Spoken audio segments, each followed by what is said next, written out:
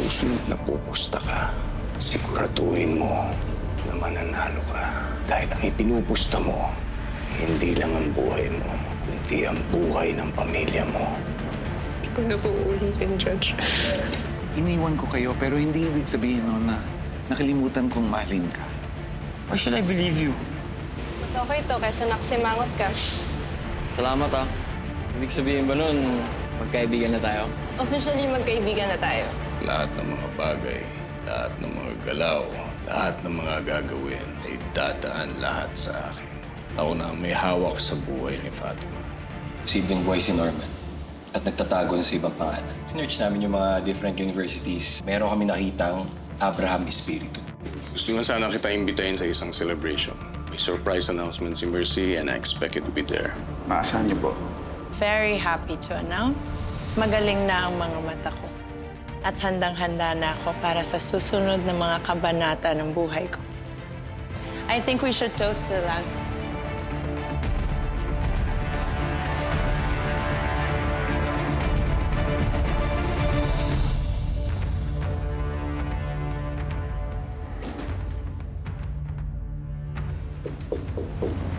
Pasok.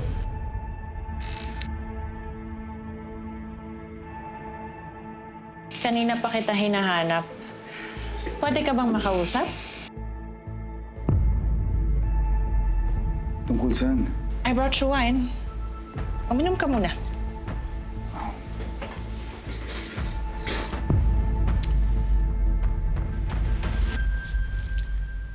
Tungkol sa isang sikretong nalaman ko. Anong ibig mong sabihin? Hindi pwede malaman ni Dato at ng asawa ko. Sikreto nating dalawa to.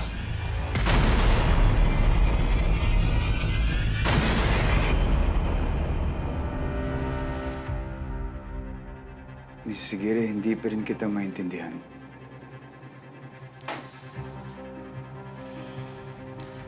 Tungkol to kay Tasing de la Cruz.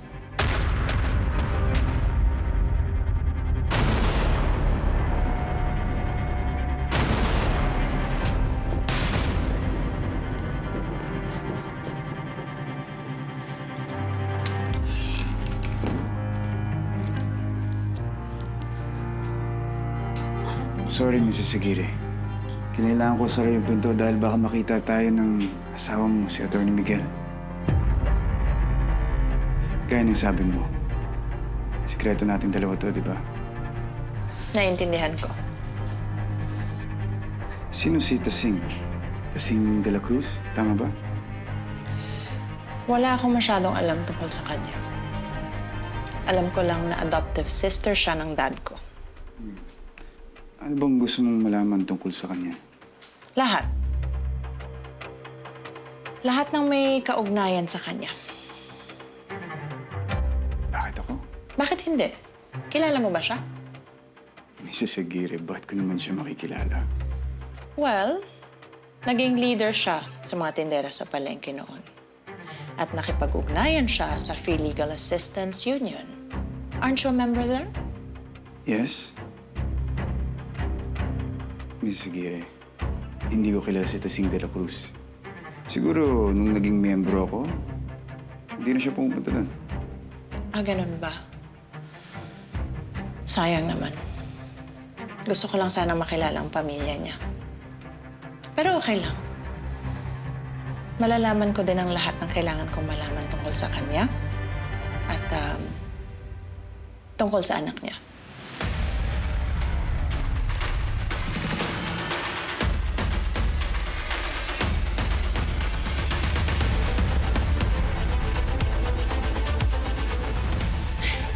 Anyway, aren't you gonna pour us some wine? Sorry, Mrs. Aguirre. Kalimutan ko.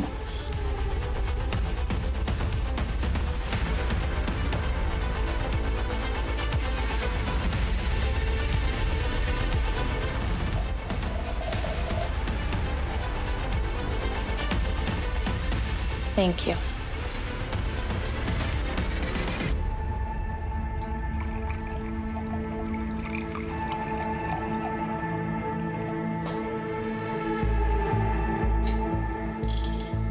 Cheers!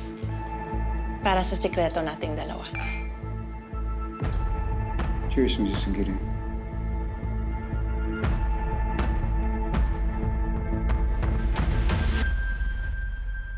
Good night, Attorney Abraham Espiritu.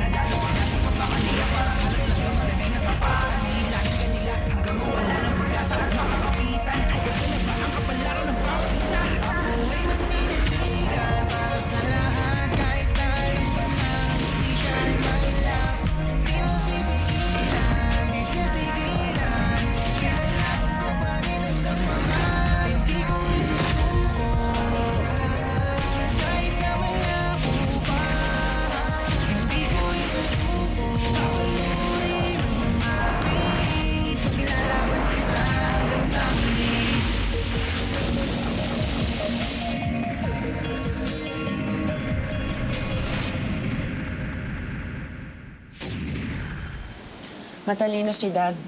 Alam niyang hindi ako aalas hanggat hawak niya si Fatima. So, anong plano mo? Tatakas mo pa rin anak mo?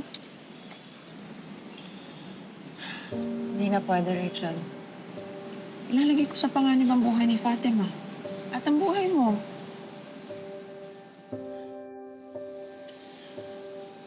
Kung hindi ko matatakasan ang mundo ni Daddy, baka pwede ko siyang baguhin para kay Fatima.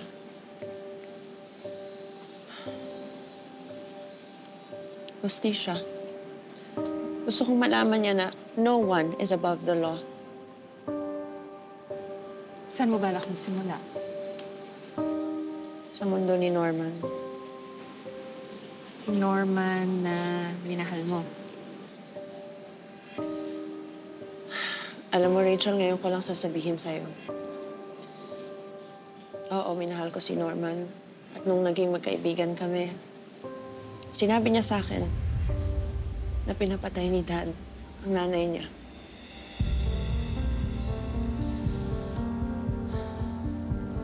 Kung babalikan ko ang mundo ni Norman, baka doon ko malaman ang katotohanan kay Dad. So, kung totoo yung sinasabi ni Norman tungkol kay Judge, ano na?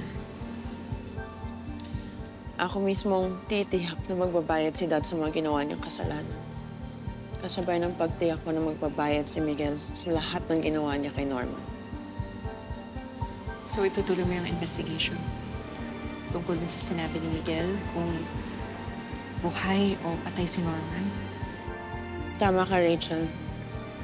Katarungan para kay Norman, sa nanay niya at sa lahat ng naging biktima ni Dad at ni Miguel. Alam ko, suntok sa buwan. Pero alam ko rin na kasama ko ang Diyos.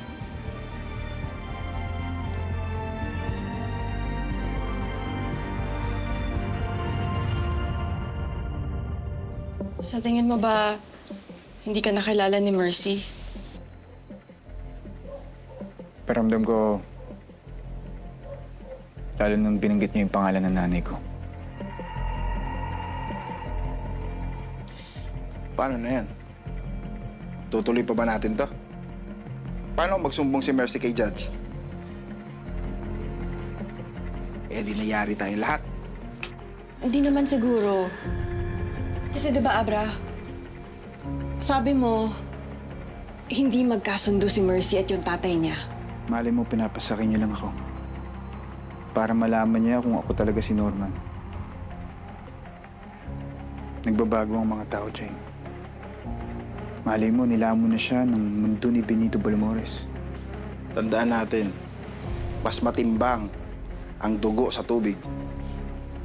Imposibleng ilaglag ni Mercy ang sarili niyang ama.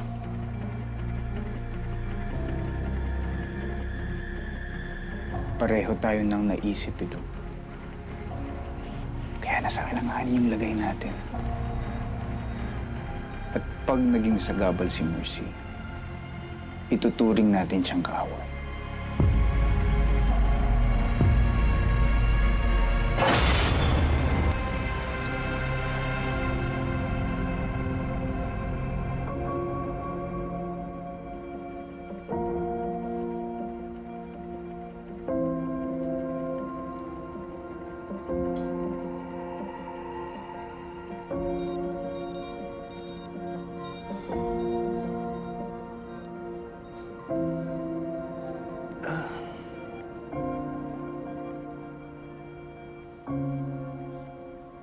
Galing naman yan.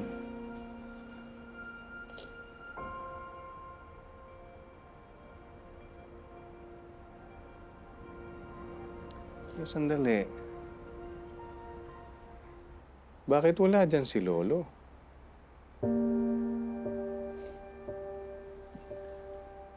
Fatima, Bakit po kayo nagalit kay Mami, Lolo?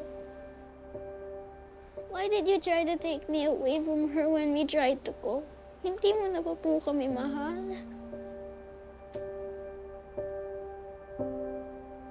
of course, mahal na mahal ko kayo, Apo. Alam mo, kaya ako nagalit sa mami mo. Kasi hindi siya nagpaalam sa akin eh. Hindi ba kapag mahal mo ang isang tao, dapat lagi ka nagpapaalam kahit na saan ka pupunta? Di ba? Just like you. Di ba? Like when you go to school, you say bye-bye to Lolo. Di ba? Huwag na po kayo magalit kay Mami, Lolo. Don't worry, Apo. Hindi naman forever yung galit ko sa mami mo eh. At lalong-lalo nang hindi ako magagalit sa'yo. Basta you promise me, you'll never do it again, okay? Alam mo, malulungkot ng sobra si Lolo kapag wala kayo sa tabi niya. Kasi mahal na mahal niya kayo. I promise, Lolo. Promise? Promise. I love you. I love you too, Lolo. So we're okay na, ha?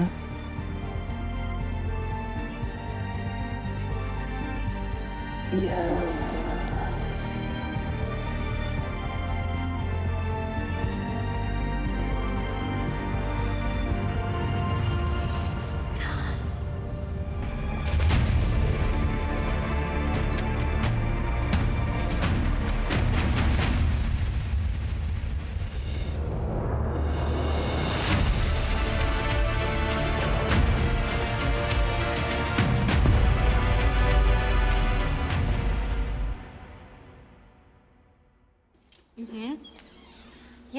Please call me back pag may appraisal na kayo, ha?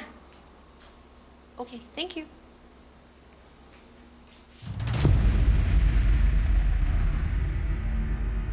Attorney, paano ka... Saan si Mercy?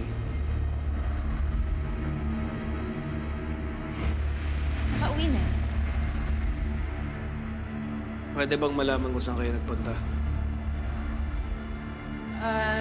Sa partner community, may inayos kami doon. Actually, ang gusto kong malaman, ba't kayo meron na to? Huwag mo sabihin ito yung tinuturo niyo sa mga tao.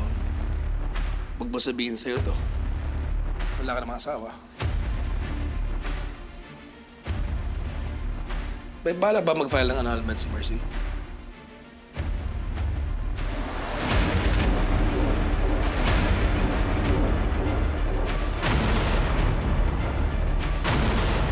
Pati siya tanungin mo, attorney.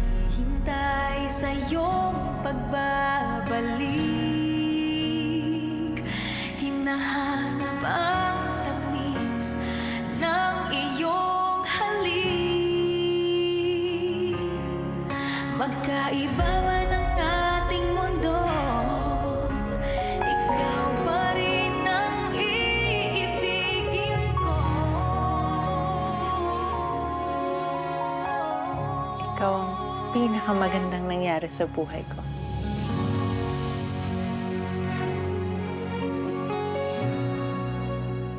Alam mo ba, Mami? Lagi po akong nagta-thank you kay Jesus na ipinalik niya yung pamilya mo. I'm so happy that you get to see me every day na po. Aww. I love you, anak. I love you too, Mommy.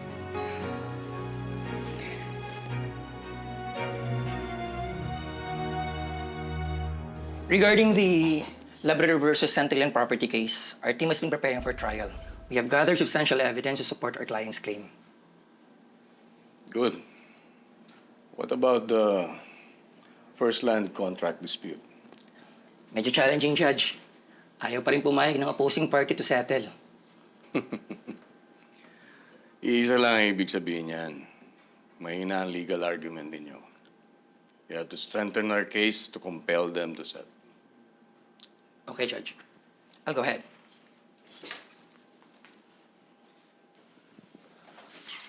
Attorney. Attorney. Forget the door for him. Good morning, Judge. Gusto niyo po ako makausap. Okay, have a seat.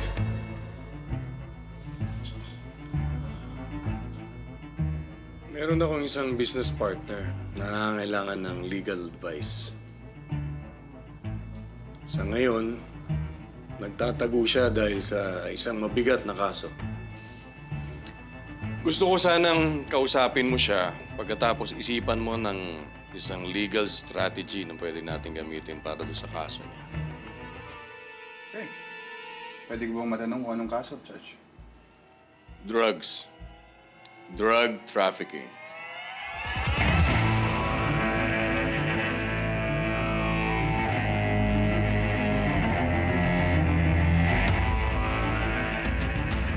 Bakit hindi ka makapagsalita? Hindi mo ba kayang sikmurahin? Paano ako makakinig sa'yo, Judge?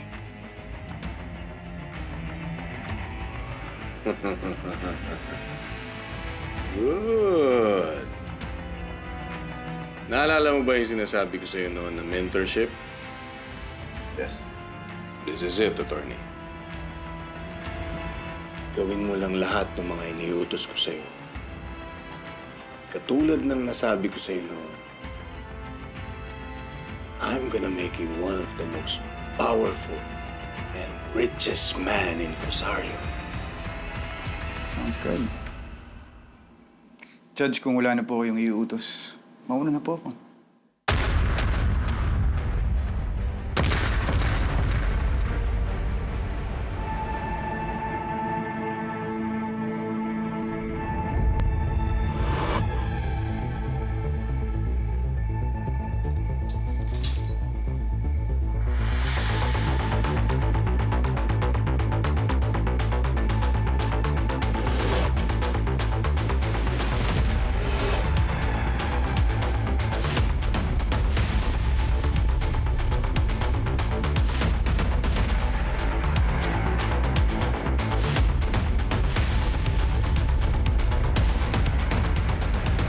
Hindi naman pala masarap sa kinainan natin eh. Oo nga, walang lasa. Hype lang sa Sokmed. Oh, bakit nakabukas to? Ay, hindi ko alam. Sigurado ka bang sinara mo to kanina? Hindi ko napansin. Baka masok tayo. Ilak mo yan.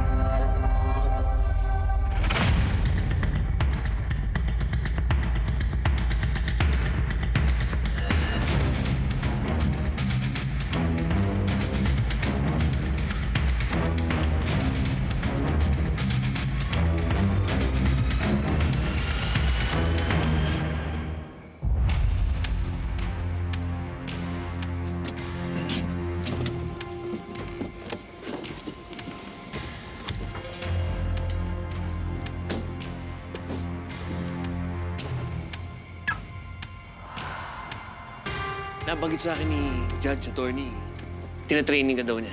Nakakatuwa naman. Mukhang bumilib sa'yo. Bibira niya ginagawa yun sa mga hawak niyang attorney. Isa lang ayaw ni Judge Attorney. May mga tinatagong bagay sa kanya.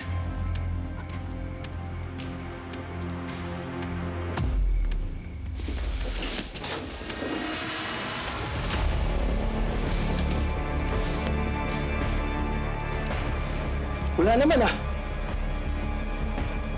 Di ba ikaw nakaiwan ng bukas ng gate? Ang aga mo nag-uul yan eh. Hindi ko sigurado kung saan eh.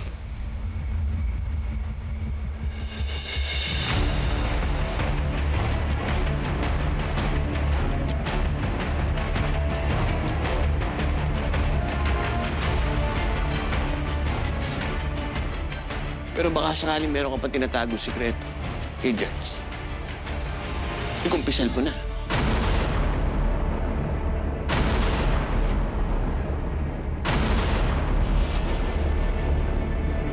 Bakit? Meron ba?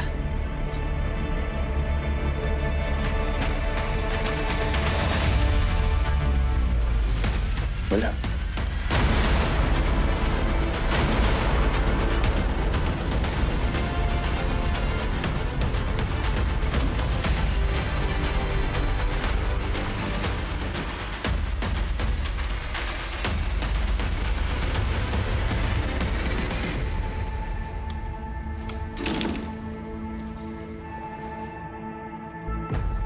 Nasaan na yung business partner ni Judge? Relax lang. Parating na. Ano to? Tama! Tama! Tama! Ano to, ha? Ano to? Ano? Bata ako ni Judge, ha? Ano ginagawa niyo na, ha? Tignan mo! Labas yan!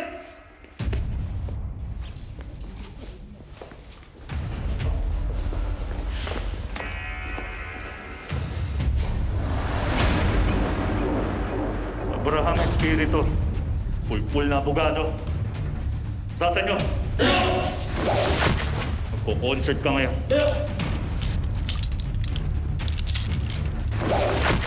Law General, hawak na namin yung mga tao ni Balmores. Ako nang bahala magpakanta rito.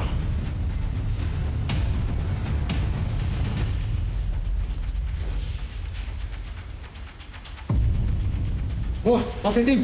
I-drink. Kanino yung mga droga na yan? Ha? Sumagot ka! Kay Balmores, di ba? Sagot!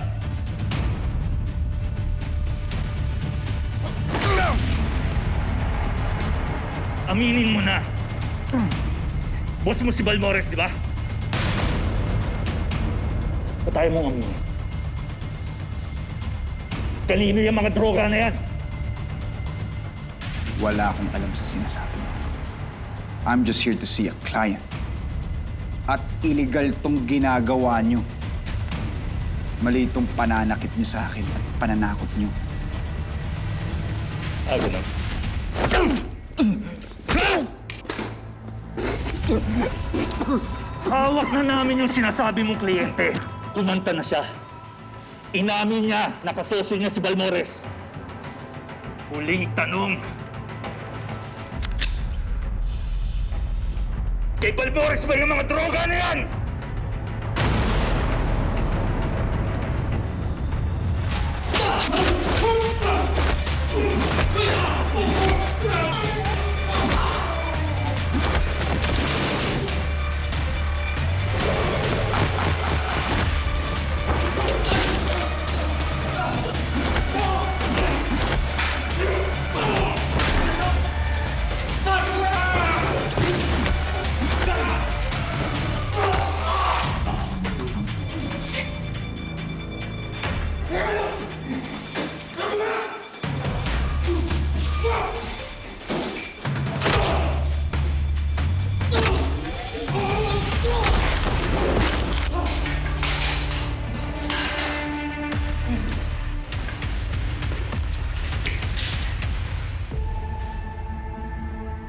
Nasaan ka na, attorney?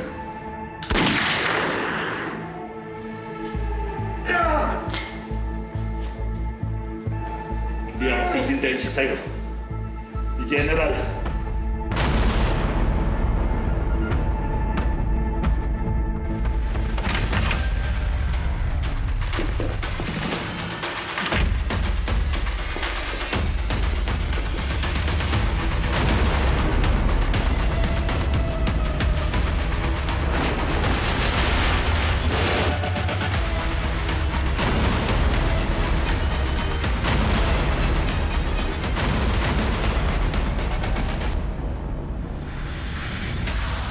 Ako'y maninindigan para sa lahat. Kahit nalungkot ng hustisya ay mailap. Di mapipigilan, di titigilan. Ilalaban ko pa rin hanggang wakas.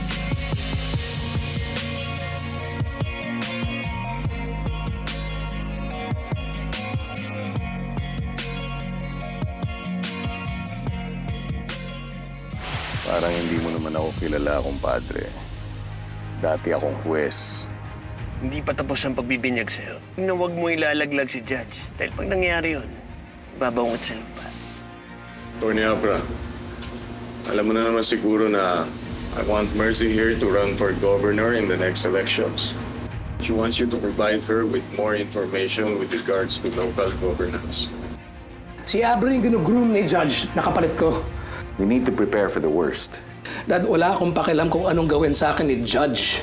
Yung hihiwalayan ako ni Mercy doon, hindi ko matanggap yon, hindi ako papayag. Kailangan mong ingatan na bukod sa dad mo, hindi malaman ni Miguel ang tunay na pagkatao ni Abra. Malaking gulo ang mangyayari. Kailangan na natin mahanap si Atoy Santos sa lalong madaling panahon. Yung killer na naawa sa akin. Ang aga, lalim na naman na inisip mo. Tagal kong inantay yung pagkakataong makaganti. Hindi na sana tayo ganito ngayon. Patago-tago palagi. May araw din yung mga yun.